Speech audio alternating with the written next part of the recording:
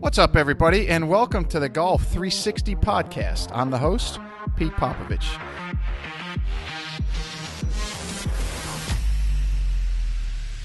So you may be asking yourself, what is Golf 360? And Golf 360 is a show that was designed to introduce you to people associated with the game of golf to help you improve not only at your game, but also your life. Almost all of our guests are from within the industry in some way, shape, or form, but some of the guests we have are from outside the industry, and it mainly revolves around the business world with a few others scattered in here and there. Now, all of the guests that we have a few things in common. One, they all were highly successful and accomplished in their field.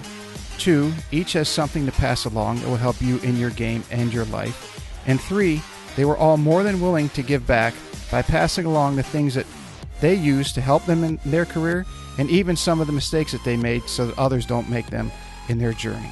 So I hope you find listening to them as enjoyable as I did interviewing them, and that each and every one of you benefits from the information that they so willingly and graciously pass along. Hey everybody, I want to give a big shout out to a new sponsor of the Golf 360 podcast, and that's Affinity Wealth Management Group. We all work exceptionally hard for our money, and none of us can afford to let that fall into the dark abyss of the big box financial service firms and their jack of all trades and master of none mantra, which basically means you become a number within a cookie cutter model that's also often accompanied by massive fees. Your future deserves more than average returns and little attention. At Affinity Wealth Management, they ensure that your financial goals receive highly individualized, tailored attention from experts, not just advisors, who are in the industry to be great and not average. As a client of Affinity Wealth, you receive a customized solution to your customized life, keeping in mind your family's financial situation, values, and risk tolerance. Call Affinity Wealth today for a no-cost consultation with one of their experts at 724-754-8200. Again, that's 724-754-8200. Or you can also check them out on the web at www.affinitywealthmg.com. That's AFFINITYWEALTHMG.com. This podcast is brought to you in part by Just Thrive Probiotic. You may be surprised to learn that your digestive system is the key to creating and maintaining the quality of your physical, mental, and emotional health, and it's one of the body's most essential systems. That's why the majority of nutritionists today highly recommend probiotics as an indispensable nutritional supplement. As a discriminating consumer, you've probably been searching for a probiotic that is proven, potent, and effective, and you found it. Just Thrive is your best choice for maintaining a healthy lifestyle. Just Thrive Probiotic captures the power of hundreds of thousands of years of nature's design with a specialized bacillus strain formulation that guarantees survivability through the stomach and upper digestive system. Supports optimum gut health, digestive health, immune health, and delivers antioxidants. Great for adults, kids, and the whole family. Use promo code GOLF360 at www.thriveprobiotic.com for 10% off your order. Hey everybody, it is great to be back. We had a bit of a hiatus because of the COVID and all the crazy shit happening in the world, but we got a great lineup of guests going forward. All of our schedules are starting to coordinate, and I'm really, really excited for everyone that's coming on, in particular today's guests, because as you look at what the things are that are needed to get through difficult times, as we're all in right now, some of the things that come to mind are perseverance, discipline, setting a goal, coming up with a plan to achieve that goal, and adhering to it through all the ups and downs, and not stopping or quitting until you get there. And today's guest checks all those boxes. I met him about 20 years ago when I turned touring professional. He was one of the nicest, best guys out on the circuit back then, and he's still one of the nicest, best guys around, not to mention he's a phenomenal golfer. What's very unique about his story is he did not take the conventional route to stardom. In fact, he didn't even turn pro until 10 years after college at about 31. And it took him another 17 years to get his first major tour win on the then web.com, which is, of course, we all know now is the Korn Ferry Tour. And that propelled him to become a Champions Tour member and eventually a 3-time Champions Tour winner. So if you haven't figured out who it is yet, it's Scott Parel. He is currently number 2 in the Charles Schwab Cup points, and he is also number 2 right behind Bernhard Langer on the Champions Tour money list. So Scott was kind enough to make time in his schedule and come on. He pulls the curtain back for what life is like as a touring professional, the struggles, the successes, the perseverance, and all those great qualities that make him a great champion, and share that with all of us. So I think everyone's really going to love hearing what he has to say. As he comes across, you're going to realize what a great person he is, and just enjoy today's show. So please give a big Golf 360 welcome to my friend and Champions Tour member and winner, Mr. Scott Parel. All right, here with the Champions Tour sensation, Scott Parel. Scott, thanks for taking the time to come on the show. Oh, glad to do it, Pete. I've known you, it's coming up on 20 years, I think, and I never knew that you were born in Pontiac, Michigan, which is like 2 towns over from where I grew up. Oh, yeah? I didn't know that. I never. How long did you live up there? Well, you know what? My dad was in the Army, so we didn't really. I lived there for probably out of total of maybe 3 years altogether, and I lived actually in Rochester Hills area, but that's where I was born in Pontiac, St. Joseph's Hospital. And then you did you move to Georgia from there, or did you go somewhere else before that? Yeah, we did. We actually moved. We lived in Germany for a couple years when I was like 4 and 5, and then after that we came back and I lived in Michigan when I went to kindergarten, or no, first grade, second grade, and then from then we moved to Georgia. Yeah, that's it's strange that like I said, I've known you when we meet in like 2000, 2001 playing. And never knew that about you until I started doing some research when we talked about you coming on. Yeah. What did you play? I want to talk about your playing career and how you got started and things like that, and we'll progress through it and some other things. But did you play a lot growing up, or was it? Were you? Yeah. Other yeah, things? I did. I did a bunch of sports. So I played football, basketball, baseball, golf. So I was year round doing something. So my golf time was really only in the summertime. Usually in the mornings, ride my bike down to the course because we lived on a golf course, Goshen Plantation. Ride my bike down to the course and then, play with my buddies and then leave after lunchtime and then go to baseball practice. And, so that's kind of how my golf was when I was a kid. And then when I got into high school, I played little junior tournaments. I got into high school. I played on the golf team 3 out of 4 years. My junior year, I didn't play on the golf team. I just played baseball because they were making us choose at that point one or the other. So I decided to play baseball that year. We already had a really pretty good team. They actually won the state my junior year. There was a bunch of older kids who went to play college, so they didn't really need me. So I played baseball, and then I played again in the senior year, and we won the state that year too. So, and that was in Augusta. Yeah, in Augusta. You grew up in around Augusta area. Yeah, at Aquinas High School. Yeah, from 3rd grade on, was in Augusta, and then my wife and I both went to the University of Georgia, and then we ended up moving back to Augusta after we finished school. So, did you? I mean, it's widely known. I mean, you went to the University of Georgia, and I've always, as long as I've known, you carried the Bulldog head cover. Did you play golf there? No, I did not. No golf in college. I actually didn't even know. I talked to the coach about potentially trying out right when I first got there, and he told me kind of what it was going to involve, and I said, you know what, I'll just go to school. So, to do all the stuff I would have to do just basically so I could say I was on the team, because I could tell already there was no chance I was ever going to be playing. And honestly, I was not, at that point, I probably wasn't good enough to be on Georgia's golf team anyway. Mm-hmm.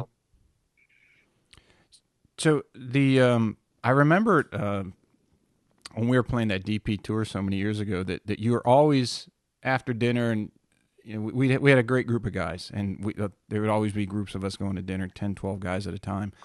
And then somebody go back and hang out in somebody's room and watch baseball or whatever was on TV, and you were always doing computer work. So were you, after school and you went into computer programming, were you always, was that work, or were you just piddling around on a Yeah, computer? you know what? I think at that point it still was work. Yeah, because I was still doing some consulting on the side, trying to make extra money. So yeah, I was still involved. Trying to think at the end of when I guess once I kind of got when I earned my status onto the what is now the Korn Ferry Tour or whatever, I kind of gave that up and really hadn't done it for quite a while. But yeah, I was still doing that stuff. Yeah.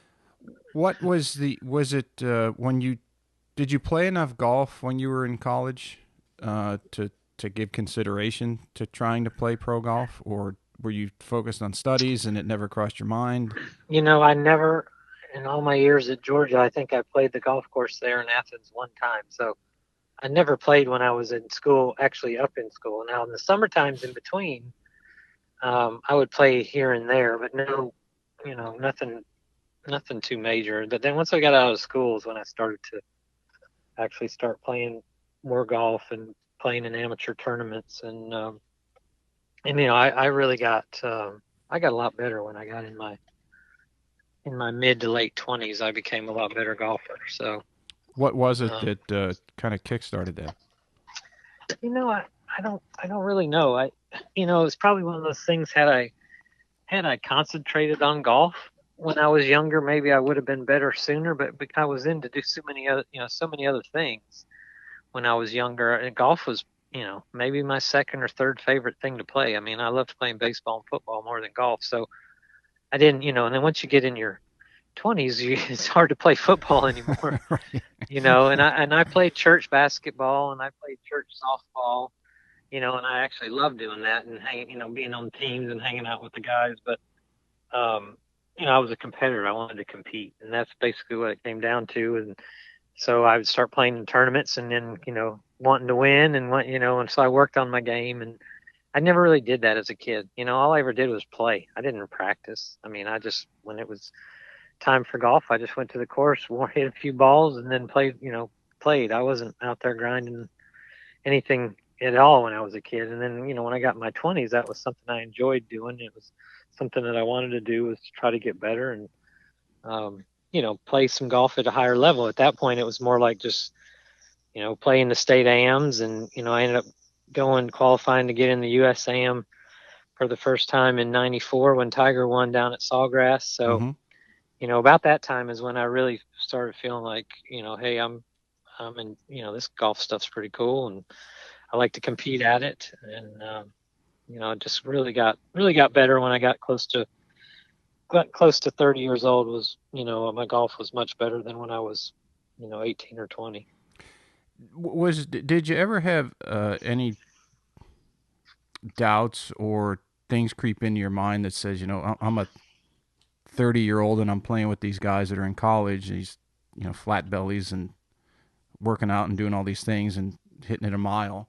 Was it you were so laser focused that you knew what you wanted to do and you were going to do it? Well, when I first started, sure, there was some, I wouldn't say doubt, but that was not, it was so new to me that I really didn't know how it was supposed to go. You know what I mean? Like, Mm-hmm.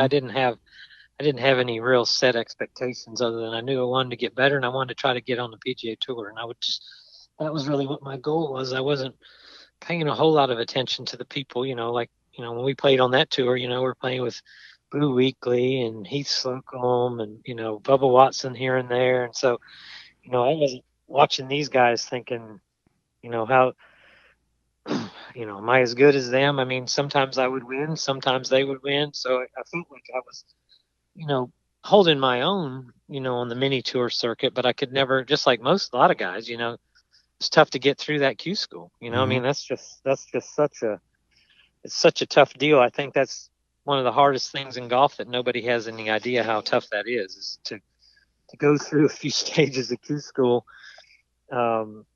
to try to get to the finals to where you're going to have some status. Now you just have status on the Korn Ferry Tour, but back then, it was a chance to actually earn your way onto the PGA Tour.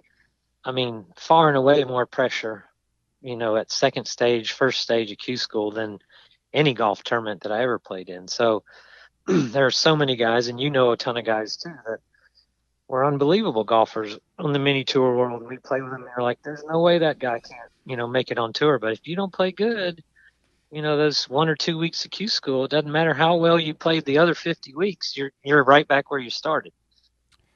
Right. And that's tough. That's tough to deal with mentally, knowing that now you gotta wait a whole nother year for this to come around, and you sure hope you peaked at the right time this time. It's just I don't think people really realize, how tough that is. That whole Q School thing is just, to me, is way more pressure than winning any tournament, really, because it's you lose a golf tournament, you still finish second. You still got something going on. You lose, Q School, you don't get through, you got nothing. I mean, you're basically where you were before you started. Yeah, I remember being at first stage one year at Jennings Mill, and I think I was second or third going into the final day and played terrible and shot 77. It was the longest drive home I think I've ever made in my life. Oh, It's yeah. just like, now what am I going to do for the next 6 months? Yeah.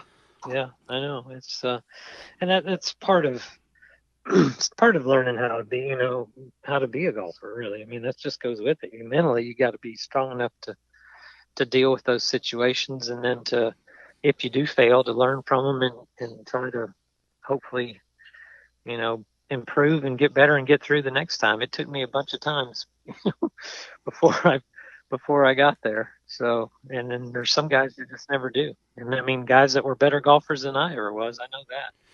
Do you think the way that they've changed the criteria to gain membership to the PGA Tour is better now, in that you have to go through the Korn Ferry?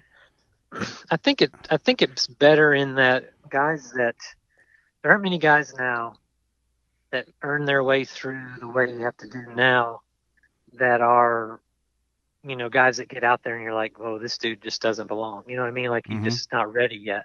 I think back the way we used to do it, there could be a, one or a two guy and he just had an unbelievable couple of weeks, and then he gets out there and you can just see, his game is just not ready yet. So I think there's a lot less of that.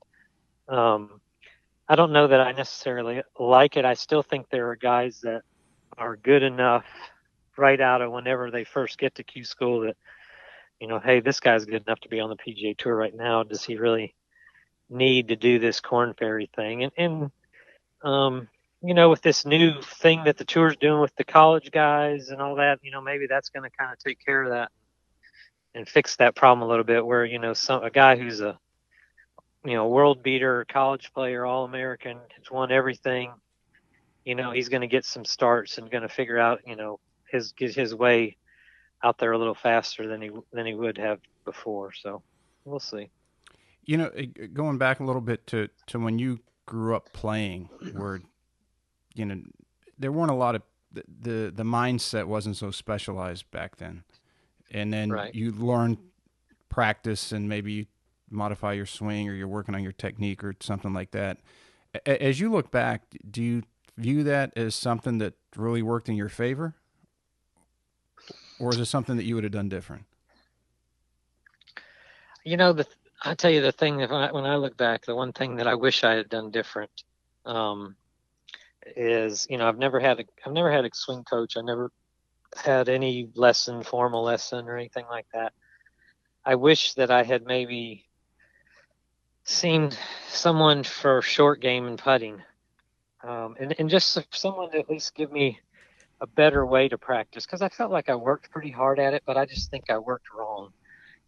When I got, later in life, in my 40s and 50s, I finally figured out that I'm not practicing the right way, I think, on the putting green and around the greens, and that I spent a lot of hours doing that when I was younger, but I don't think I really learning anything. I never really seemed to get much better. My full swing stuff, I never felt like I got too out of whack with that. I mean, I kind of knew my own swing. I could look at it on a video or whatever and figure it out without a whole lot of problem. But to me, the short game, the putting, I wish I had concentrated on that. And like I said, that wasn't that I wasn't putting the time in. I just don't think I was doing it right. And so I wish I had maybe consulted somebody that would have probably, so, all right, this is what we need to do. And maybe not so much change techniques even, but at least give me things to do so that I would have practiced the right way. That's strange hearing you say that, because I always remember your short game being so solid. Yeah, I mean, I think it was way more erratic than, I mean, I had goods and bad times, but I just really, when I got out there on the Nationwide and the Web.com tour, it was easy for me to figure out. I don't think you can see that so much on mini tours. It's easy to figure out that the guy that's going to have success out there is the guy that's making the putts and is really good from inside 100 yards. Mm-hmm. On those mini tours, I feel like, at least when I was playing, it sure seemed like the ball strikers had more success. I mean, yeah, the guys who could putt did well as too, but I think you could seem to get away with more. And maybe it was because we're playing softer greens, slower greens, short siding yourself's not as big a deal. Everybody's playing really aggressively. It's a little different than that next level tour where it's a little more important to be on the right side of the hole, or to give yourself an uphill putt versus a downhill putt, that kind of stuff. Mini tours, you never really had to worry a whole lot about that in general. And I think that the guy who's hitting the ball the best seems to win a lot more out there than there's a lot of guys that hit it great on the Korn Ferry Tour and the PGA Tour. But if you look who wins, it's pretty much the guy who leads the tour that week in strokes gained putting, or whatever statistic on the green you want to call it. That's usually the guy that's winning. Mm-hmm. And so I figured that out when I got out there on those tours. Unfortunately, I just didn't figure it out soon enough to earn my way onto the PGA Tour. You had mentioned not ever having really a formal lesson.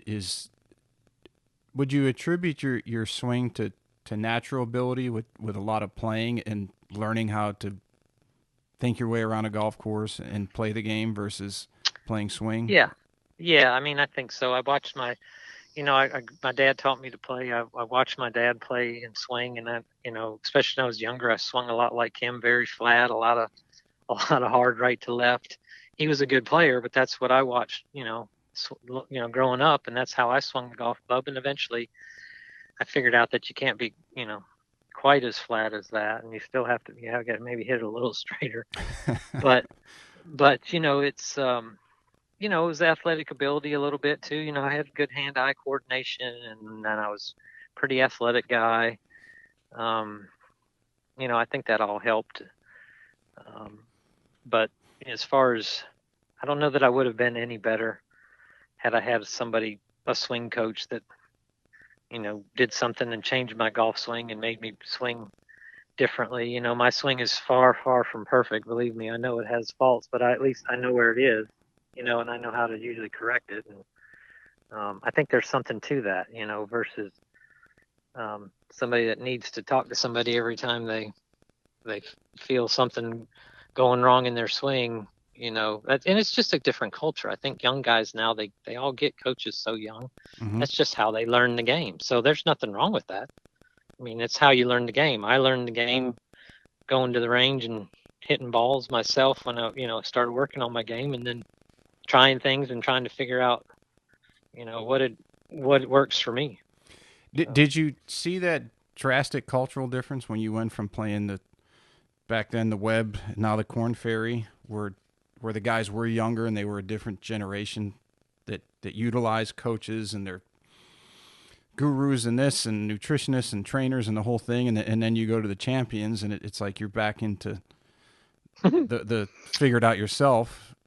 Yeah. I mean, I don't remember, like when I was on the Nationwide Web.com tour, There were definitely guys, with their coaches and all that, but I don't think it was to the point, that we're talking back like 2000, 5 to 2015 was basically when I played it. There wasn't TrackMan wasn't till later than that, but once guys started using the TrackMan and analyzing all the numbers and the angles and the spin ratios and all that stuff, then to me it really has gotten way more in the mechanics and the science of it versus the art of it, of hitting shots. And technology, the equipment has had a lot to do with that as well. The ball doesn't move like it used to, and you don't have to hit it in the center of the face as much to get as much out of the shots as you used to have to do when we were younger. So it's just a different game. I mean, it's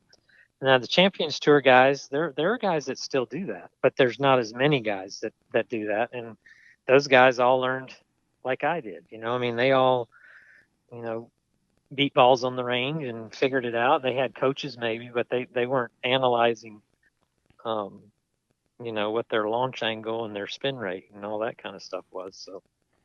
So it's kind of come back some full circle, but that's guys out on the PGA Tour champions still work. I mean, they don't get the impression that everybody shows up a half an hour before their tee time, hits a few balls, plays 18 holes, goes has lunch and then drives home. I mean, there's still guys, guys are still working. I mean, it's I think it's probably, most of those guys will tell you it's a lot more educated work because, we can't, at our age, we can't stand out there for 6 hours beating balls. So guys it's more into the quality than the quantity, but there are guys putting in quality work out there. And I mean, you can tell that by the scores that guys shoot. I mean, we're not playing. I know people think we're playing these pitch and putt easy golf courses. Now we have a few that are easier than others, but they're still putting pins 4 from the edges, and we still have a little bit of rough here and there. So, it's you still gotta be a pretty solid player to win on that tour.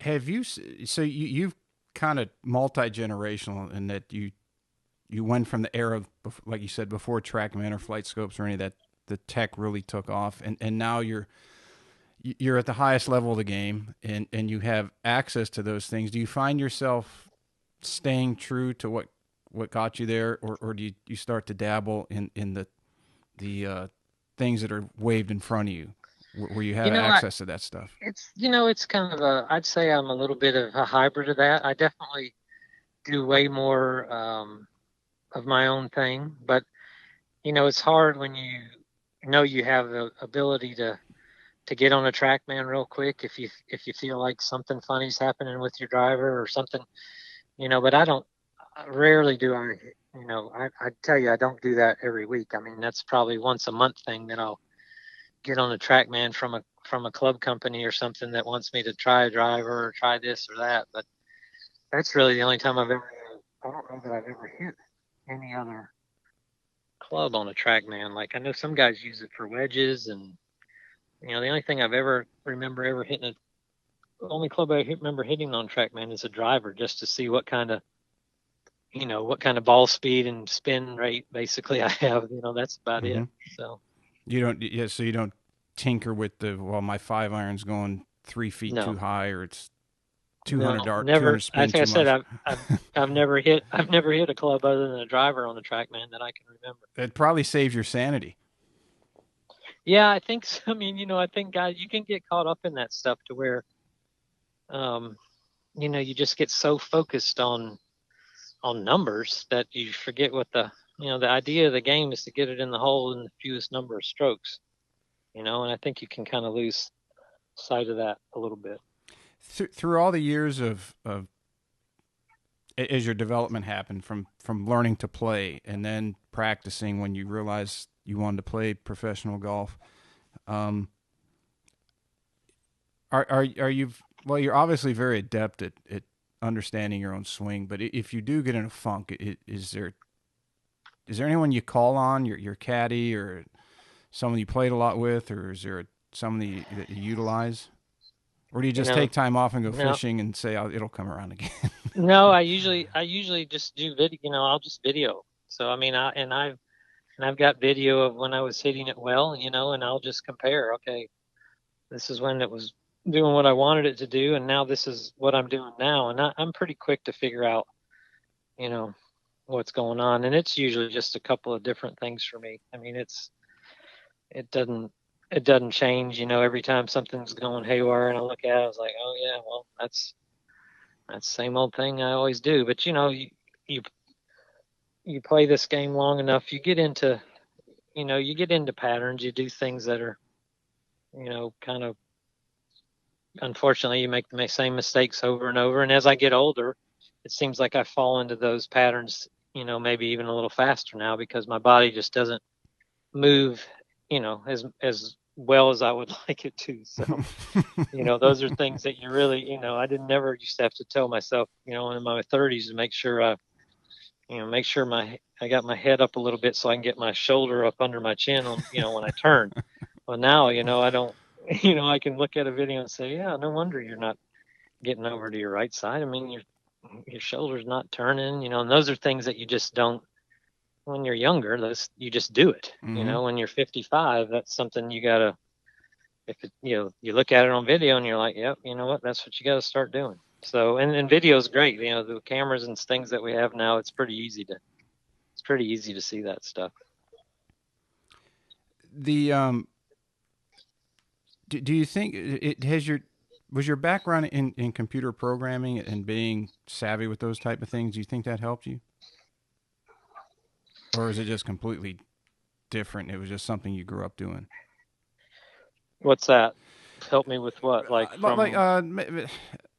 let me put maybe being more of an analyzer Yeah, I and able mean, to I'm self a correct. problem solver. I Right. mean, that's basically what somebody that writes software is just basically a problem solver. They just use a different language to solve the problem than, instead of just a math problem, it's this is the problem and how you're going to fix it. And I think that is a lot. That probably does have a lot to do with. I mean, that's what you do in golf. All right, why do I keep hitting this 5-iron over here? And then you look at it and you analyze it, and then you look at the video and then help figure that out. So yeah, I mean, in a way, that probably does help somewhat.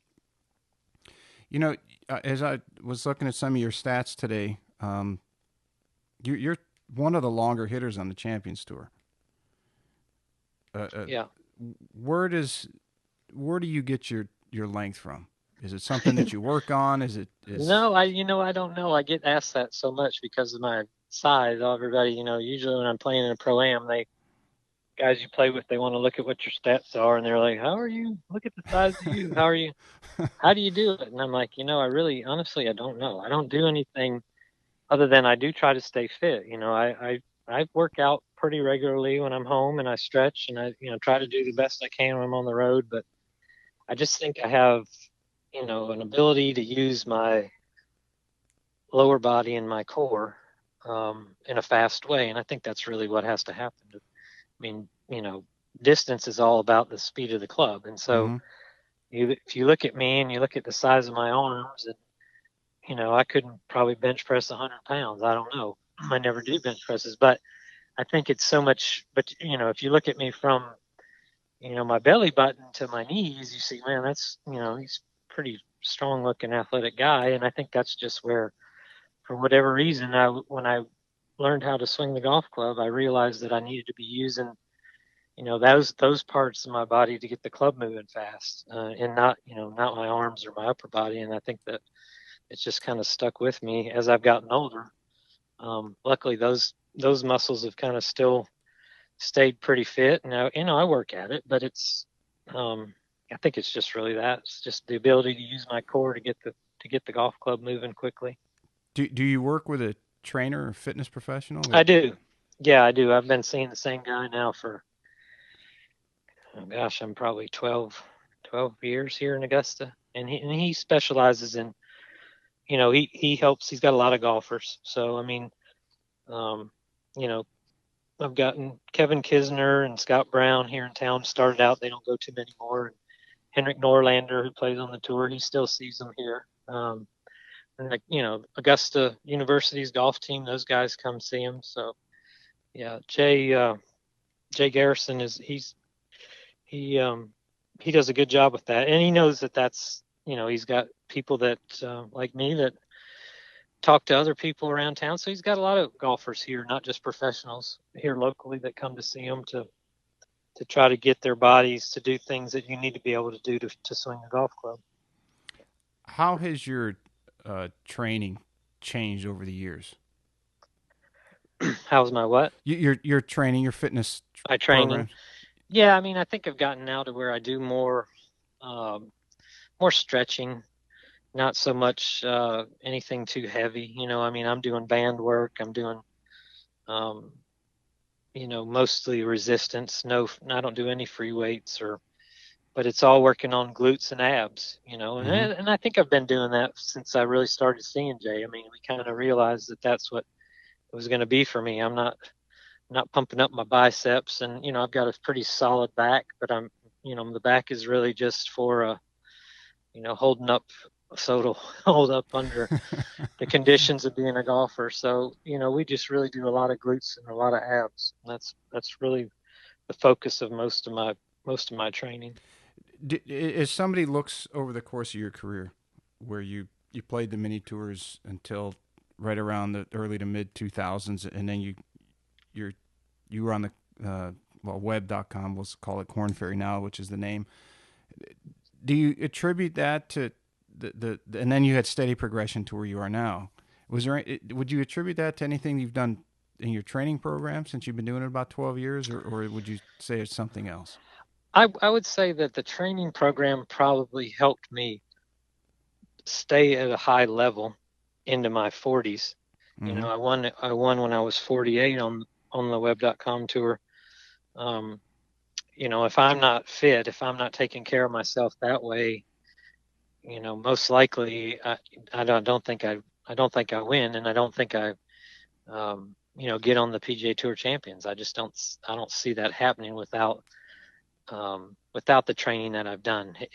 Has that caused me to have the success I have? I don't know if that's the case, but it probably would seem to make sense that, for somebody who was, in his 30s, was an okay golfer that has gotten better as he's gotten older. I would say you have to kind of be in pretty good shape for that to happen, so. When you mentioned winning at 48 on the Korn Ferries. Was it kind of, you got to rub it in the young guy's face a little bit that you're 48 years old and still whooping up on him? Well, I let a few people know about it. Yeah, maybe, but that was a really huge thing. Probably the biggest thing that's happened in my golf career for that to happen, really, because that gave me a place to play till I was 50. That gave me confidence to know that hey, I'm pretty good golfer at the age of 48 if I can stay healthy. Maybe I can figure out a way to earn my way onto the Champions Tour. And yeah, that was probably the most important thing that happened in my golfing career. Once I've gotten on this tour, I've had some great things as well, but it's so hard for a guy in my position to get on this tour. That's the thing about it, is that there are spots for guys like me, but it's hard to get on this tour if you're not a PGA, if you're not a guy that had success on the PGA Tour. It's just difficult, and there are guys that have had PGA Tour success that have a hard time making it happen. So for me to be able to do that, it's just that for whatever reason I seem to become a better golfer when I was 47 than when I was 37. And I think it was maybe a maturity thing, and it was it just took me a long time, I think, to get comfortable. And when I finally won when I was 48, I actually felt like, hey, you know what, maybe I did actually do the right thing, because up to that point I still wasn't sure. that I quit doing computers and left my wife to fend for our kids, and I was on the road all the time. But it finally it finally seemed to seem like that was the right thing to do. You had mentioned a comfort level, and if, I used to tell that to a lot of people. I said, "What's the difference?" I said, "Well, once you get to a certain level, all the guys can hit it really well, or if they're at that level, if they don't hit it as good, maybe they miss maybe they're hitting 11 greens around instead of 12 or 13. Then their short game's really good, but they're always fantastic at something. But it's getting, like you said, comfortable for a lot of people with whatever it is that they're not comfortable with. For the travel, does their game go on the road? Are they comfortable leaving their families for extended periods of time? And some people, I mean, a lot of people can shoot 62, 63 at home with their regular groups, and then they go on the road and they lose that comfort level.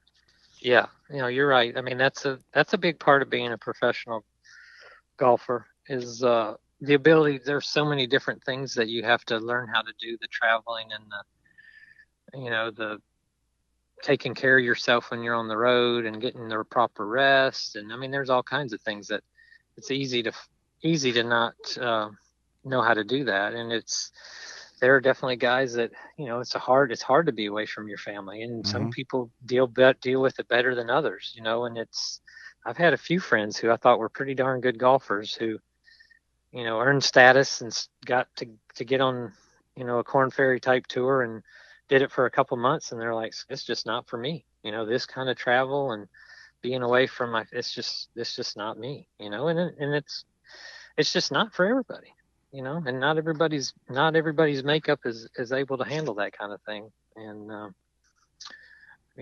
there are guys that can, and part of that is just like you said, part of that is being comfortable with all the things that go along with it, and that's something you don't know whether or not you have, or, you don't know that you have that or you don't have that until you actually do it, Yeah, you're putting that arena. Right. Until you get out there and you start flying on planes and, renting cars, and, it's when the stuff you and I were doing, all you did was throw your clubs in the trunk, drive, pack a few shorts and shirts and drive, right? And you get there and then you play a practice round, and it's just like playing with your buddies for a few days. And if you do well, you get a check and then you drive back home. Well, that's way different than, being on the road 6 straight weeks, not ever coming home until, you've missed 5 out of 6 cuts, or something. It's just mentally and physically, I think it's just it's a whole lot harder than that mini tour stuff. And that's something you just don't know until you experience it, I try to get that through. And I know that to young guys that I coach or that ask me, what's it like playing? I want to play. I want to get to the PGA Tour and the whole dream. And, you tell them, you try to explain to them, it's you're going to get to a different variable level every time you go up. And it's how well do you handle all the variables? Because once you get to the biggest stages, like where you are, the PGA Tour, the Korn Ferry Tour, there's so much stuff happening at once. And, the guys or the girls who have the radars up or the rabbit ears, it just eats them alive. You see that over and over. And then it takes them that time to maybe go back to a lower tour and really learn how to focus when they're playing, instead of, okay, I'm going to go to this restaurant, or I'm going to go hang out with this group, or I'm going to do this, or I'm in this big city now. What do I do? And it's like, no, you're there it's a business. Right. And it's not even so much that, even as it is, the time that you spend at the office, which is like at the golf course, right? Mm-hmm. So it's, you get there, and now there's all these people that are every bit as good as you, and you're on the range, and what are you doing? Are you working on the stuff you should work? Are you watching how this guy does this? Or, you know what I mean?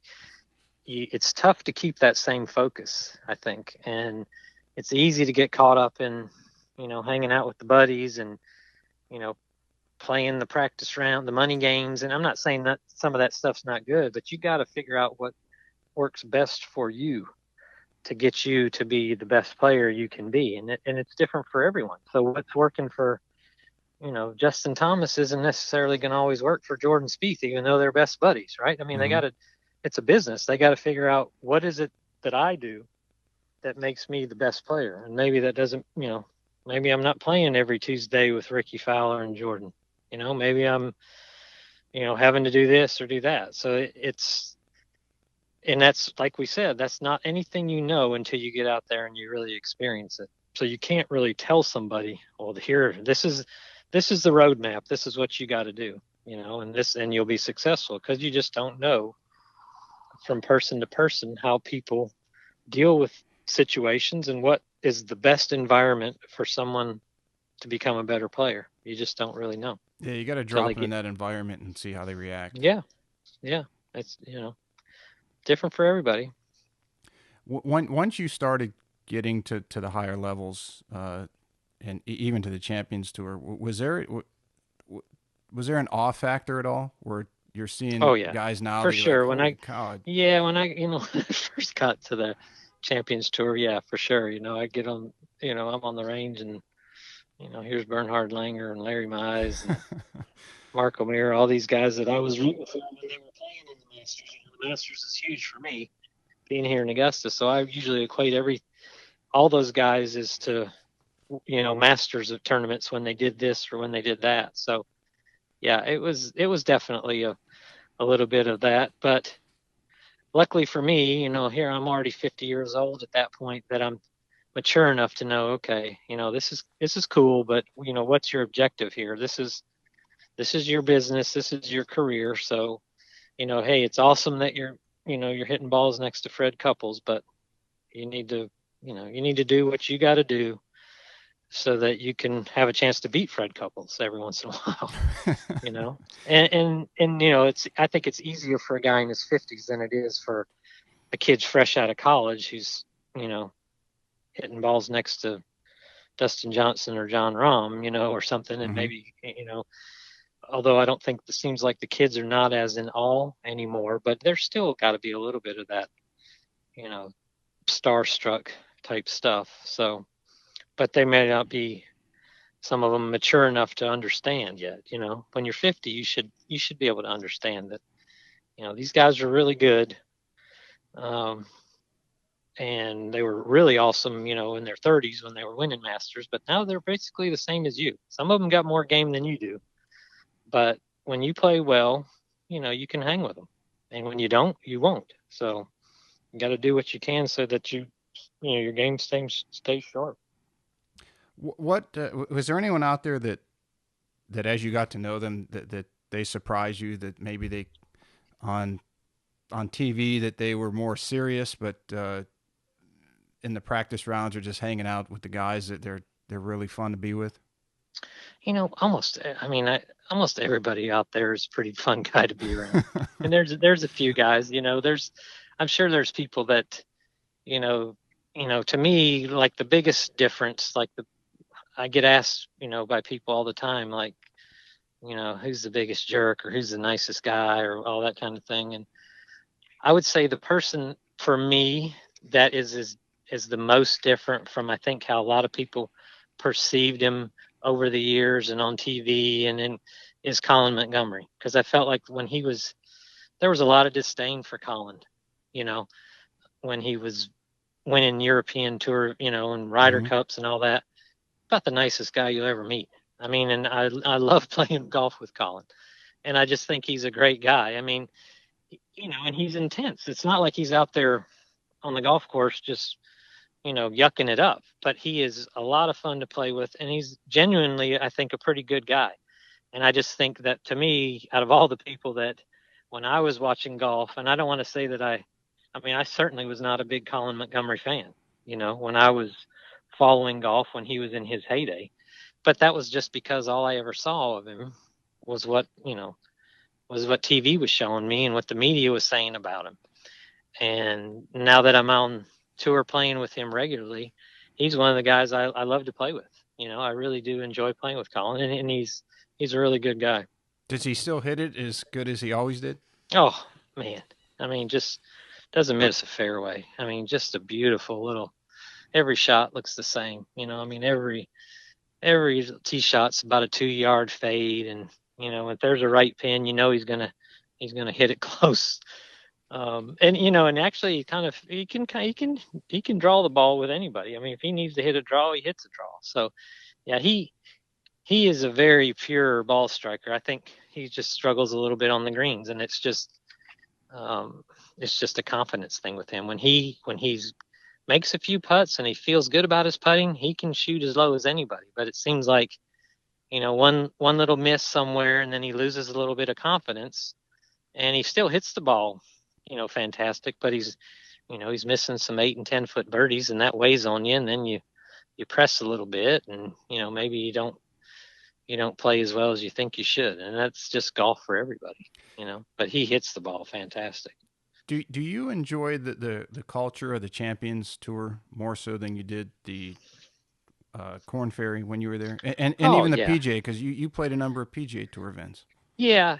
I mean, it's no doubt. I mean, it's that our tour is such a great place to play, and it's such a great tour. I think. I mean, I hate that we're in these times where fans can't come out and enjoy our tour, because I really feel like it's the best fan experience that there is out there, because these guys, we play good golf. We're not hitting 380-yard drives and driving greens, but we play good golf. We play golf courses where you generally see a fair number of birdies, and everybody's rooting for everybody. Everybody is everybody's buddy out there.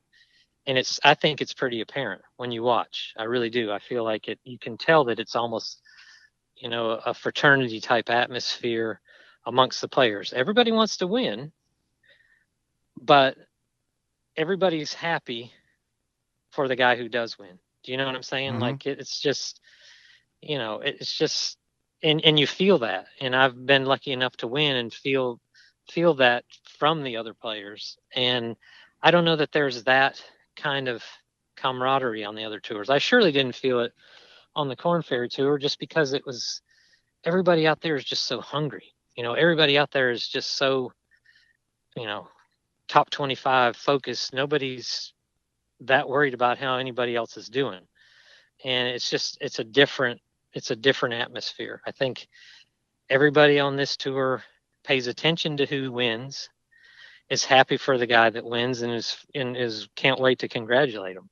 And doesn't mean you don't want to win, but it's it's an awesome place to play. It really is. Was there anything that from your win on the Korn Ferry / Web Tour in, I think it was 13, until you won out on the Champions, which was, you correct me if I'm wrong, about 2018? Yeah. Yeah. Was that was that in that 5 years? Was that another adjustment period to go from one that, as you just described, kind of a culture where everyone goes their own way, or they're so laser focused, to one where it's more of a fraternity? Was that an adjustment that way, or was there something else in your game or with you that Well, allowed you to click? I think I kind of just made a transition when I won in 13, but I didn't get my tour card. I came close, but and generally when in that year, I didn't have a very good year. I mean, I was a little bit hurt. I had one really good week, and it wasn't good enough to earn my way to the PGA Tour. So when I didn't get on the PGA Tour then, when I was 48, I kind of my focus kind of changed for me personally. I'm not going to say that I wasn't trying to earn my way onto the PGA Tour, but my goal at that point then was more, what, let's just stay healthy. Let's try to improve. Let's try to get a little better every year, and focused on really trying to, I mean, I couldn't turn 50 fast enough, you know. So because the reality is there's not too many guys that are rookies on the PGA Tour when they're 49. Mm-hmm. So, and if they are, there are not too many that are going to have a whole lot of success on the PGA Tour at 49. So my goals kind of changed. And I've really focused on playing with guys more my own age. And that probably helped me.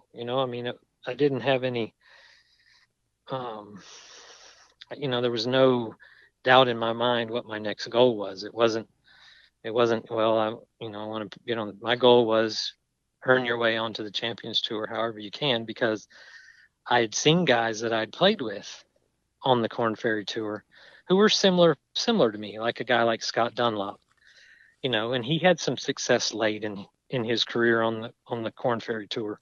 Mm-hmm. And then he got on the Champions Tour and did pretty good right away. And I thought, I can be similar to that. I think if I get out there, I can have some success. But I've got to focus and do what I can do so that I make sure that I get a chance to get out there, because it's not easy to do that. So my focus changed pretty significantly, like in 2014. Not so much from, like I say, it wasn't that I wasn't trying to get on the PGA Tour. I was just trying to make sure that my game improved. I got to play a lot of competition, and that I was ready when I turned 50 to make a run at this tour. Everything was sharp and ready to go. Yep. Right. Yep. Yep. What was there anything that led to your, I guess, a breakout year for you in 18? Or was it just that you got that comfort level? Yeah, I think it was a comfort level. I mean, I had a really good 16 and 17 as well, but I never got over the hump. When I was in 17, I played in the final group in our first major with Langer and Fred Funk, and I held up all right. I ended up finishing second, and I think after that, I really playing with the guy who's been arguably the best, old player other than Hale Irwin in the history of this game. Realizing that I was, my game's good enough to play with him. And I think that gave me a lot of confidence, so that, all right, just, you don't have to do anything crazy. Just, hang in there. When you play well, take advantage of it. And when you struggle a little bit, just hang and, something good is going to happen. And I think that's kind of the attitude I took for 18. And, that's basically what happened. I had a decent beginning of the year, and at the end, I really started playing well, and, won a couple times toward the end of the year. Yeah, I remember we were going crazy watching you win those things and slugging it out. I'm like, hey, that's a friend of mine. He's beating the Yeah. big boys at the top. So that was very fun to watch. It's been fun watching you progression. Do you think, I remember, I don't know if it was at the Heritage, I ran into him, Boo, of course. Yeah. After one of his wins, or the second, I can't remember which one it was, but he's very popular around here. And him saying in one of the interviews that he explained how he was self-taught and worked his way up through the mini tours and Webb, Korn Ferry, and then the PGA Tour, and without really a swing coach. I mean, I remember Jack Slocum used to help him a little bit, just tip here, tip there. But they asked him, I said, do you think that someone could do that now? And he said he didn't think that was possible with all the competition and the experts and this and that. But here you are, that you've done it. And I'm not saying Boo's wrong. I think it's very difficult. And I think what you've done and what he's done is a great thing. But the next generation, do you think that that's possible, that there's somebody out there right now who's, say, 22 and they just graduated and they're a pretty good golfer, but they're listening to this and saying, wow, Scott Parel did that. I think I'm going to take my shot at it. I mean, or has the game changed so much since then? I mean, I got to believe that there's somebody that could do that. I mean, I just, is it more difficult? I think so. I mean, I agree. It would take a lot of things would really have to fall into place for it to happen, because, I mean, the game has changed. The way kids compete now, starting so young, and how they learn, how to win in big stages at young ages, and they don't have the, there's no fear factor, it doesn't seem like anymore. I think it would be hard for somebody to wait till they're 30 to turn pro, and be able to and be a self-taught, it would be difficult. Mm-hmm. It would be very difficult, but I wouldn't say it could never happen. I mean, I think you could definitely see, on my tour, something like that definitely has a much better chance of happening than it would be on the Korn Ferry Tour, the PGA Tour. And just because there are a lot of guys, who are in their mid to late 40s, that have had successful businesses, and they can practice and do all the golfing they want to do and not financially ever have to worry, and could figure out a way to earn their way out here. I mean, I could definitely see that happening more than onto the like Boo did on the PGA Tour, or like Mm-hmm. a Tommy Gainey, like that story. I Right. mean, that's just something like that happening again. Yeah, probably not. Probably not going to happen. But I could see it on my tour happening again. Well, and it's almost sad in a way because I remember, like through the '90s, what I think helped the Champions Tour was that influx of the Tom Wargos and the Jim Albises and Rocky Thompsons and Right. Larry Loretti's. And it's not like those guys were great players in their day, and for whatever reason they left playing full time and went into the club business, but they still maintained their games at the PGA sectional level. It wasn't like they came out of nowhere, but to the general public, I don't think they were well known. But Right. Right. and it does you're right, and it seems to happen on the champions more, and I think that's uh, part of the draw is everyone wants to see um, the guy who we don't really know about for whatever reason. He's not just mainstream. He's a great golfer out there competing and winning with the names that everybody grew up watching. I think it's a great thing. Yeah. Yeah. I think it's sometimes I feel like that kind of gets lost a little bit in the shuffle on our tour. I mean, listen, our tour is all about. I mean, when Phil Mickelson played, last tournament, that was a great thing for our tour to happen. Mm-hmm. And when Jim Furyk played and won, and obviously having Ernie and Retief, and those are the guys that are going to sustain this tour. I mean, you need those names, those marquee guys to say, to play and to be regulars on our tour in order for companies and corporations to be willing to put the money up for these tournaments. Now, that's a different side of the average Joe golfer watching the Golf Channel, and the Champions Tour tournament comes on, and he sees Shane Birch in a playoff, with Bernhard Langer and Glenn Day. Two guys. I mean, you may not know Glenn that much. You certainly know who Bernhard Langer is, and Right. and that is intriguing to the average guy who's watching. So I think there's a mix there that is great. It's just a matter of how does our tour promote that so that the right people are interested. Do you know what I mean? Mm-hmm. Like if there was nothing but a bunch of Scott Parels playing on this tour, it would be hard to get SAS to sponsor a tournament in Cary, North Carolina. But because you have Bernhard Langer and Ernie Els and Jim Furyk and Retief Goosen, it's not that hard because those are guys that and names that everybody in the golfing world knows, and those are guys that people want to see. Yeah, it's kind of cool to see a Scott Parel or a Shane Birch, but that's not going to sell a lot of tickets. You know what I mean? Right. I think So as a it's a society. fine it's just kind of it's kind of a mixture of.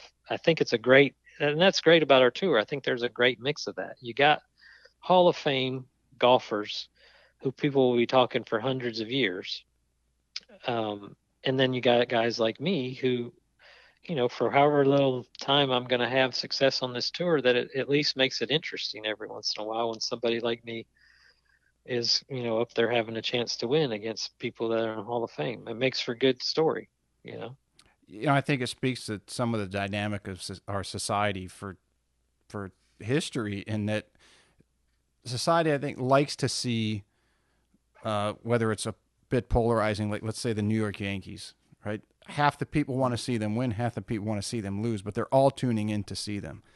But Right, not, I right, don't think everybody likes to see the Yankees winning the World Series every year, and it's nice to see somebody like many years ago, the Florida Marlins come along almost out of nowhere and beat them. Um, right. so yeah, it's a very good recipe, but as you said, you got to have the big names, the Right. legendary names there to sustain, and that little that little part of the recipe that has guys who are lesser known competing and Yeah. winning, that almost that David versus Goliath. People like to see the underdog, Right. Right. and that's Yeah. I great. think and I think that's right. Yeah. Right. And I think that's one of the things that's great about our tour. I mean, you're not sure there's some David and Goliath type stories on the PGA Tour, but if a guy is good enough to be on the PGA Tour, you may not have heard of him, but he's still pretty darn good, right? Mm-hmm. So, but on the Champions Tour, somebody like me, I wasn't any good for a long time, and then for whatever reason, I've gotten better as I've gotten older, and nobody's ever heard of me, and that's great. That's fine. And when I have a chance to compete with Hall of Famers and it makes for good TV or makes it interesting, that's great for the tour, and that keeps it exciting. I think it is definitely a good mix. Even with the success you've had, it's got to be somewhat nice. I mean, people they're asking you for your autograph and everything else, but it's got to be nice to be able to go to dinner and not be Oh bombarded, yeah, isn't it? for sure, for sure. I would much rather 100% live my life in obscurity and anonymity, and be successful than even like a Phil Mickelson or a Tiger Woods, or obviously somebody to that level. I mean, I feel bad for those guys because they can't do normal stuff. It's just hard. I Yeah. mean, I'm sure it's difficult. How do you go to a Yeah, movie? How do right, you go out to? How do you right. take your kids to a ball game? Yeah, and I'll never have to worry about that, and that's great. I think Yeah. you keep winning at the rate you're winning. That might be changing. Yeah.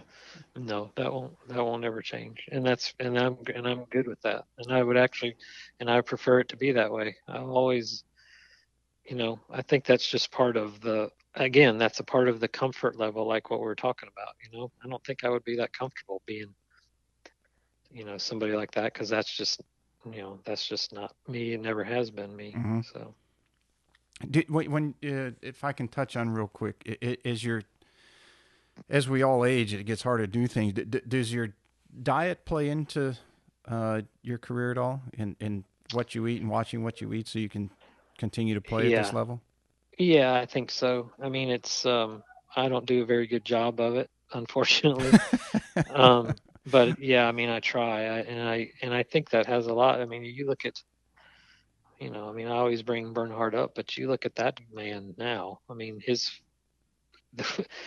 body and the way he is, and I mean, he definitely takes care of himself Mm-hmm. in eating. I mean, there's no way you can, be as fit as he is at 63 years old, and having steak and lobster and pasta, whatever, every night, or he does like his desserts. I will give you that. He's a dessert guy, but but yeah, I mean, Maybe that's the secret.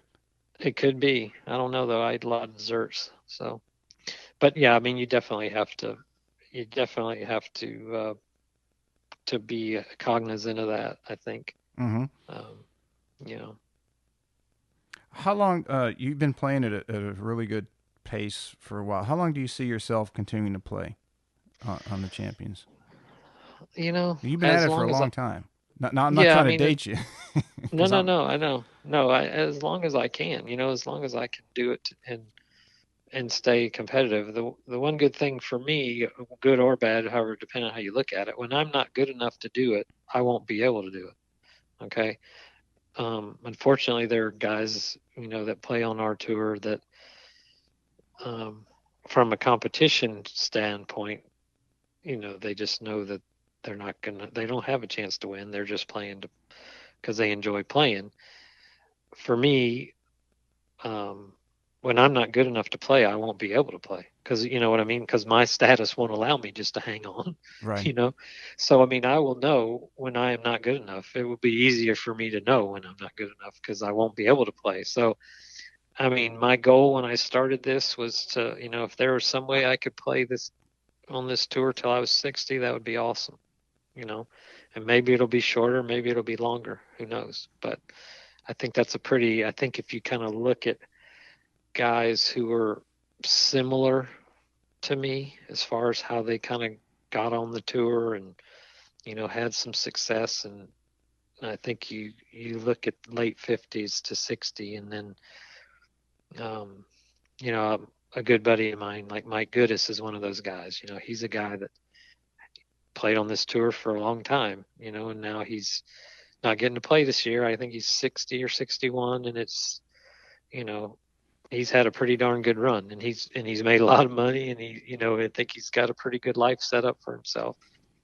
And if I could hang in there till somewhere with the six in front of my age, I think that'd be pretty great. Well, would you say that when guys get to that age that a lot of them have kids and they now have grandkids, so it's as they kind of say, okay, I'm approaching 60, or I'm pretty darn close, or I am, and I've got grandkids who have ball games, and I've done this for 40 years or 30 years or whatever it is, that maybe some other things take priority, and they can. I could see that for guys who have played at a high level for a long time, like let's say like a Marco Mira, or um, gosh, I don't even know, like a Fred Couples or somebody.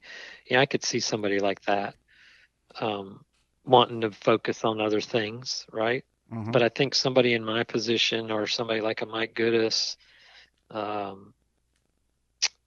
don't think so. I really think that it's just a matter of father time kind of catching up with you, and it's hard for a 60-year-old to compete with a 50-year-old. That's why what Bernhard Langer's doing is absolutely amazing. I mean, I know people talk about it, but I don't think they really realize how incredible it really is for a guy that's 63 years old to be in contention almost every week. It's mind-boggling against guys who just turned, Ernie Els, Retief Goose. These guys are 50, 51. They played on the PGA Tour just a couple of years ago, right?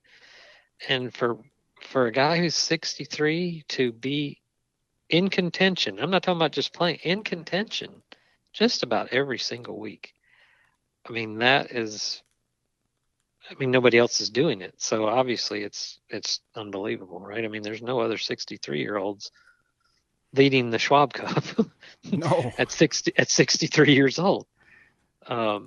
So to me, that just tells you how hard it is when you get in your 60s to really stay competitive with guys that are, 10 years or more younger than you. It's one thing when you're on the PGA Tour and you're 40 and guys are 30. You're still you're a different person at 40 than you are when you're 60 physically. So I think it's hard to go much past your 60s and stay competitive.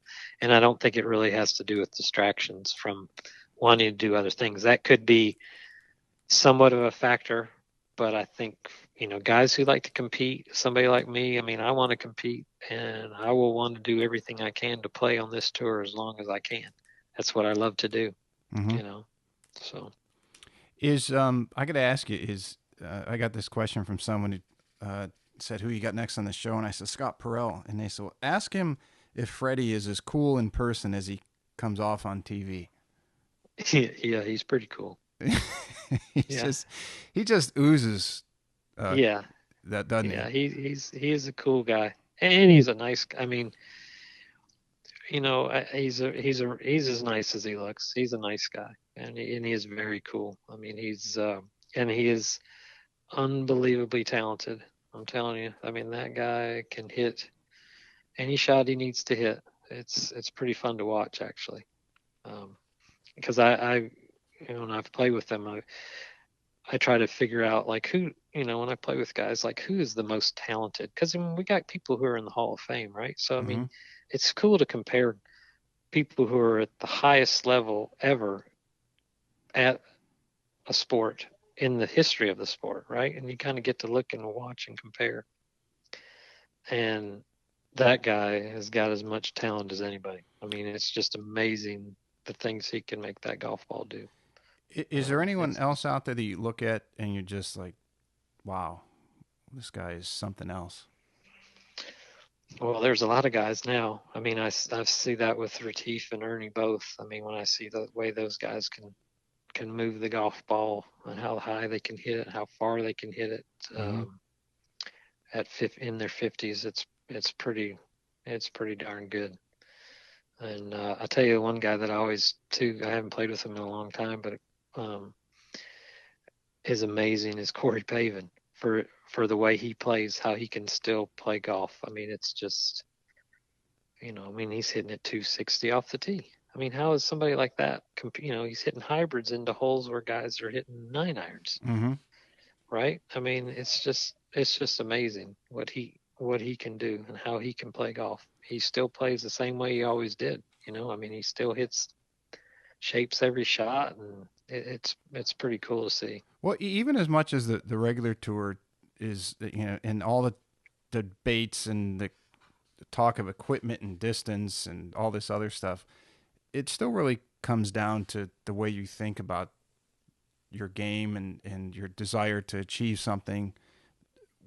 Would you agree with that, or I I mean, would because I would definitely Pavin's see an that. example. I mean, even when he played the Yes, regular tour, he wasn't that long, but I think he got to number one in the world, or he was widely considered the best at the was it the '95 Ryder Cup? 95 when he won the U.S. Uh Open. huh.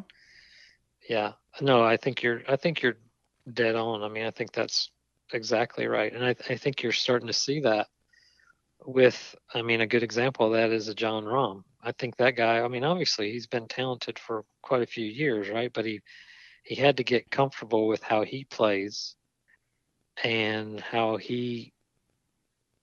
the things he needs to do to be the best player in the world. And it took him a little while, but he figured it out.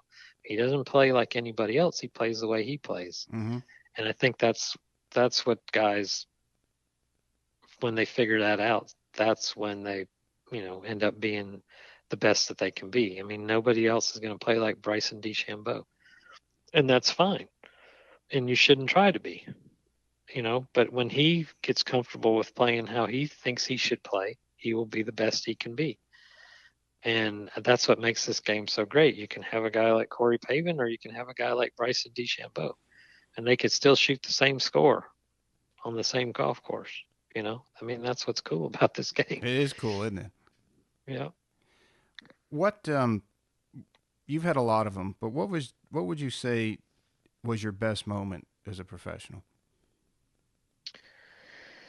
Oh man,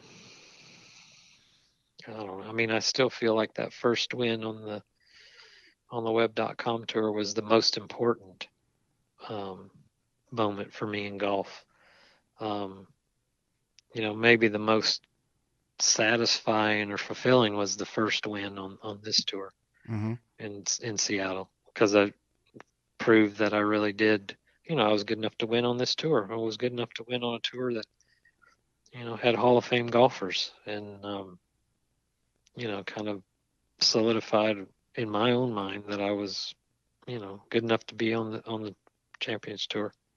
So What if there was some young guys or girls out there that they're either in school and they're not playing, but they think that they have that desire to play.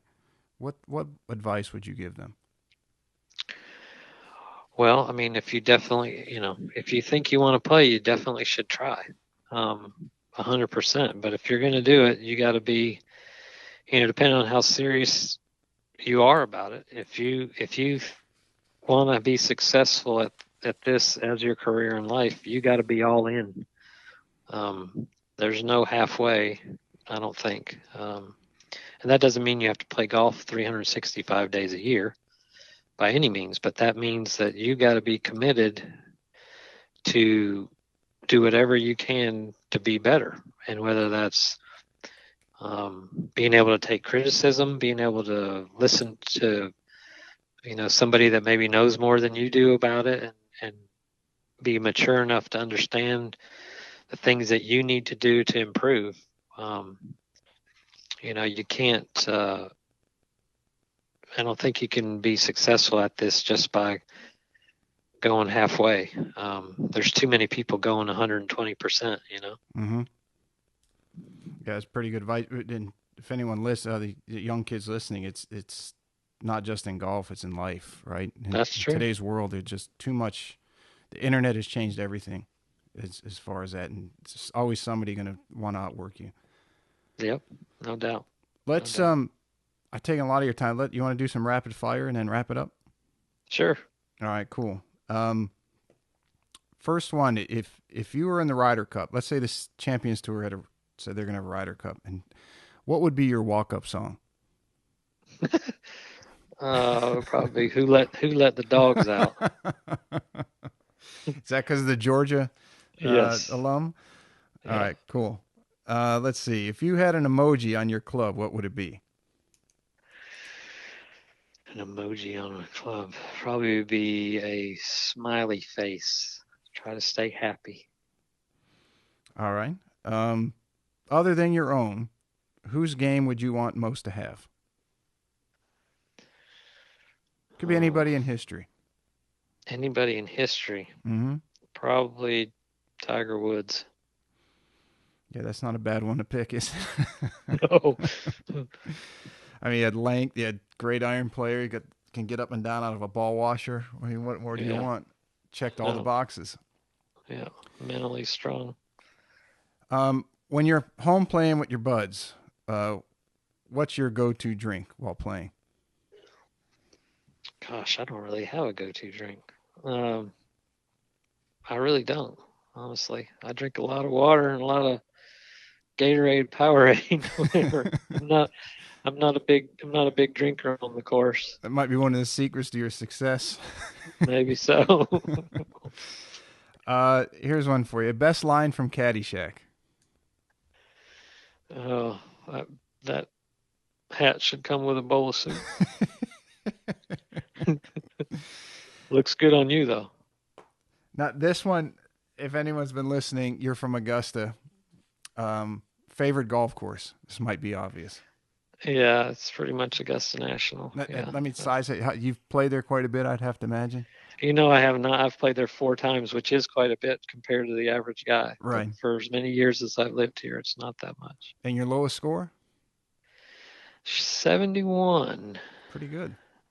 Yeah, not bad. And that was since they lengthened it. The greens as tough as they look on TV? Yeah, they're pretty tough. You Pretty haven't cool, putted though. any off the green 50 yards off the front of the green, have you? No, I don't think I've played them when they were fast enough for that. And did you skip it on 16? One time that I was there, I think I did try. Not with with no success, though. Let's see. Back at it. Dream foursome. Gosh, Dream Foursome probably be my brother and my dad and Jack Nicklaus. Be a pretty good one there. A couple more. If superpower, what would your superpower be? Superpower. Oh gosh. Probably to be able to not take things so seriously. Let things roll off your back a little faster. I think that's more important than anything physically you can do mentally. It'd be nice to have a mental superpower. Well, I myself and a lot of people agree for you to continue on your pursuit and with the success you've achieved, and it just keeps getting better and better. I think you've got that superpower nailed down pretty good. Last one. Greatest of all time, Tiger or Jack? I'm gonna say Tiger. It's a hard one though. That is a hard one. I like Jack, but I just feel like when they were the best they were ever, I think Tiger was just a little bit better than everybody else, more than Jack was a little bit better than everybody else. Mm-hmm. I mean that's the only way I would equate it, is that when Tiger was at the top of his game, nobody was going to beat him. Still felt like when Jack was at the top of his game, somebody, but it could be the era of the guys that played too, I mean, I don't know. But I just feel like Tiger was at his best, was better, more you know, much better than everybody else. Where Jack at his best was, yeah, he was a lot better. I'm not sure he was as much better as Tiger was. Yeah, I would definitely say that Tiger played the best golf of Yeah. all time. Yeah, I mean, so I guess it would be right. I mean, what do you consider the greatest of all time? What does that mean? And to me, it's just like who, when they were, to me, it means when they were the best they were, how much better were they than everybody else who was really good. And Mm-hmm. I just think Tiger, that's my measure. I think Tiger was just that much better than everybody else. I mean, you don't win a U.S. Open by 11 shots. I mean, that's just crazy. You know, you're about the 24th show I've had, and it's about 50-50 on that Yeah. question. Yeah. And I think that's fair. I mean, it's a tough call. It Mm-hmm. really is. Very tough call, and that's why it's fun to discuss it. That's why I throw it And in you there. know, and here, and you know, and we're still basing it on an incomplete body of work too, right? I mean, Mm-hmm. Tiger's still only 43 or whatever. So, I mean, Jack won the Masters at 46. So who knows what Tiger's going to do in his 40s? You just don't know. You know, as you talked about earlier, that the younger kids don't have the fear factor, and you're right. I don't think they're coming up younger now, and they're ready to win much sooner than they were when we were at that age. Mm-hmm. Mm-hmm. Um, but you know, you still see it, and I never saw it more prevalent than at the Tour Championship. Uh, a year and a half ago, well, coming up on 2 years now, when Tiger was in contention, and it was like, and then ended up winning, and it was like all these guys just they were watching him instead of trying to beat him, and you know, Right. they just got swooped into the same thing that everybody else did, Yep. and it's like they No, you're couldn't right. stop it. No, it's just something about him, right?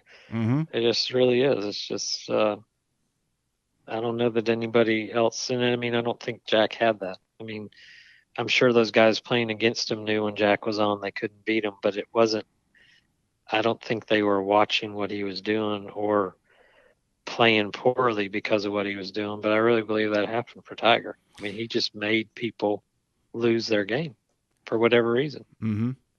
you know? You know, it was like Jack was a generational golfer. Bobby Jones before him was a generational golfer, and then you had Tiger. Do you think that there's going to be another generational golfer, or is the modern world just won't allow it?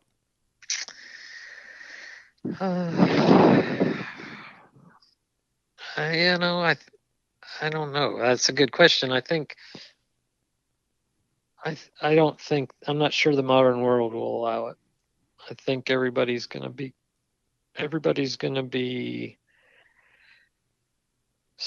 too closely talented because of how soon everyone starts doing it now. I Mm-hmm. think, Tiger started doing it when he was 2 or something, and Right, something ridiculous. his dad bred him to do it his whole life, and so, that doesn't work every time, but in his case it surely did work. And I don't know that he's going to have there's another person out there that's going to have that kind of advantage like he did, because of the modern world, Mm-hmm. because everybody, but who knows, things change, obviously there's anything could happen, but it's hard to see it, you know it's just hard to see that could happen again. It'd be fun to watch. It would be you just wonder how it could. I mean, it would be, I mean, here you got a guy like Dustin Johnson that's won 22 times, and most people don't even, they think, I mean, he's a pretty good golfer, but you don't think you'd never say he's Tiger Woods. The guy's No, won 22 times, right, and and he's as much as number he one can in the turn it world. on like he did a week and a half ago, Right, he's right, got that talent. But yeah. it's like, But okay, you, how do you but you turn would that on? never, right? And you just, and that's, Tiger did it 82 times or Mm-hmm. whatever. It's just, I mean, I don't know that there's going to be another person that driven again. Not in my lifetime. I don't think it could happen, but I don't think it'll be in my lifetime. It's interesting to watch and see what happens. Yep. Yep. Well, if someone wants to reach out to you to get you to come to a corporate outing or speak at something, or is there a way they can get a hold of you? Sure. Yeah. I mean, just through the PGA Tour, or, I mean, anything is fine. I mean, it's any way they want to get a hold of me I'd be more than happy to do it. All right. But I don't really have like I don't have like a website or anything. But I mean, they can email me at sparel2@comcast.net. That'd be fine. Let me write that down because I gotta email you some stuff. sparel2 Sure. at Comcast. Yep. And I'll get with you later to get some stuff to you for this and all the links and everything else. Scotty, it's been great catching up with you. Man. Next time you come down to Hilton Head, give me a heads up. I'd love to meet you out at the course, play around with you again. You can beat my brains in again, or then we can go have a couple beers. Yeah, there we go. Sounds good. You have a great night. It's been great talking to you. All right. See you, Pete. Bye-bye. All right, everybody. Thank you so much for listening to today's show. If you enjoyed it, you can find more information on today's episode and other topics at golf360.blog. There you'll find the show notes and links related to this episode, as well as any other episode that we've done so far to date. If you're interested in improving your game and would like to learn more from yours truly by taking a private lesson, a half-day or multi-day school, club or putter fitting, you can reach me through the blog site or by email, pete@golf360.blog. So some of you may be asking, what is the golf paradigm? All you have to do is click on the homepage while on my blog site to discover how you can start playing better than you ever thought possible. Or you can simply sign up again on the blog page for my instructional videos where I give regular tips on all areas of the game to include the swing, club design and fitting, health, fitness and nutrition, the mental aspects, and equally as important, the integration of all those things together. I'm also on social media, and you can find me at The Golf Paradigm. That's PARADIGM. And I'm on Facebook, Instagram, and Twitter. And don't forget to subscribe to my YouTube channel, also under the same name, The Golf Paradigm. Facebook is usually the best way to reach me for questions and or comments, and I look forward to hearing what all of you have to say. This podcast is brought to you in part by Old South Golf Links. A short ride across a bridge from Hilton Head Island is one of the area's finest golf courses and a hidden treasure. Set up on towering pines and ancient oaks with sweeping marsh vistas, truly makes Old South Golf Links a one-of-a-kind golfing experience. The Clyde Johnson design was named one of the top 10 new public courses when it opened, and it also takes full advantage of the natural beauty of the Low Country. Old South is a fun and unique challenge for golfers of every skill level and a favorite of both locals and visitors. Whether it's your first time here or you're a regular, you'll be treated and feel like family. From the bag drop to check-in at the fully stocked pro shop with both men's and women's apparel, to breakfast or lunch before or after your round, the staff is always ready and willing to help. Experience for yourself why Old South is one of the premier golf courses in the Hilton Head area and why it will quickly become a favorite of yours too. Visit them in person or online at www.oldsouthgolf.com, or to make it tee time, simply call the pro shop at 843-785-5353.